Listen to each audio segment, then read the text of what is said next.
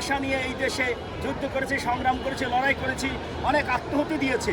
এই দেশের অনেক তাজা প্রাণ জ্বলে গেছে, কিশোর কিশোরী এবং আমাদের বিএনপির অনেক নেতাকর্মী গুম খুন হত্যা মামলা রাজনৈতিক হয়রানির শিকার হয়েছে।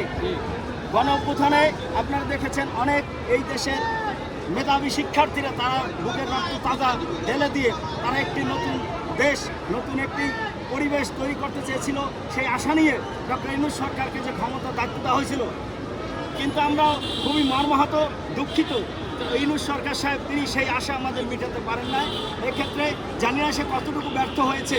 আমরা তাকে 9 মাসের জন্য বা 9 বছরের জন্য দিই, তাকে দায়িত্ব দেওয়া হয়েছিল জনগণের আশা পূরণের জন্য, একটি সুষ্ঠু সুন্দর অবাধ গ্রহণযোগ্য একটি জাতীয় সংসদ নির্বাচনের মাধ্যমে গণতন্ত্র মুক্তিগামী মানুষ যাকে চায় তাকে ক্ষমতা হস্তান্তর করে তাকে 5 বছরের জন্য দেশ দায়িত্বভার তুলে দেবে এই আশা নিয়ে। কিন্তু তারা যে পরিমাণ তালবাহনা করতেছে, এই আপনারা দেখতেছেন জনতার মেজিস্ট্রেটকে তার ক্ষমতা দিচ্ছে না, তার দায়িত্ব বুঝিয়ে দিচ্ছে না। এখান থেকে আমরা যে পূর্বাভাস পাচ্ছি অচিরেই মনে হয় তারা আরও অনেক কিছু চক্রান্ত করবে।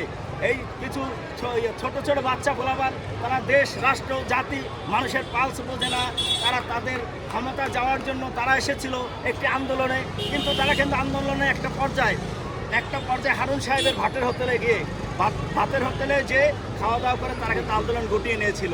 কিন্তু পরবর্তীতে আমরা কিন্তু অতীতের ন্যায় জনাব তারেক রহমানের নেতৃত্বে আমাদের বিএনপির ভারপ্রাপ্ত চেয়ারম্যান তিনি কিন্তু তার নেতৃত্বে সারা বাংলাদেশে বিএনপির অঙ্গ সংগঠন এবং সহযোগী সংগঠন, ছাত্রদল, যুবদল, স্বেচ্ছাসেবক দল, কৃষক দল, মহিলা দল থেকে শুরু করে সবাই কিন্তু রাজপথে, এবং এর সাথে সাথে আমাদের ডাকে সাড়া দিয়ে বাংলাদেশের সর্বস্তরের জনগণ ডাকে সাড়া দিয়ে রাজপথে সেদিন নেমেছিল। এবং ফ্যাসিস্ট স্বৈরাচারী দানব হাসিনা সরকার তিনি পালিয়ে যেতে বাধ্য হয়। এখন তিনি পার্শ্ববর্তী দেশে বসেও বিভিন্ন রকমের নীল নকশা আঁকতেছে, কিন্তু আমরা দৃঢ় ঐক্যবদ্ধ আছি, ইস্পাত ন্যায়ের মতো আমরা আছি।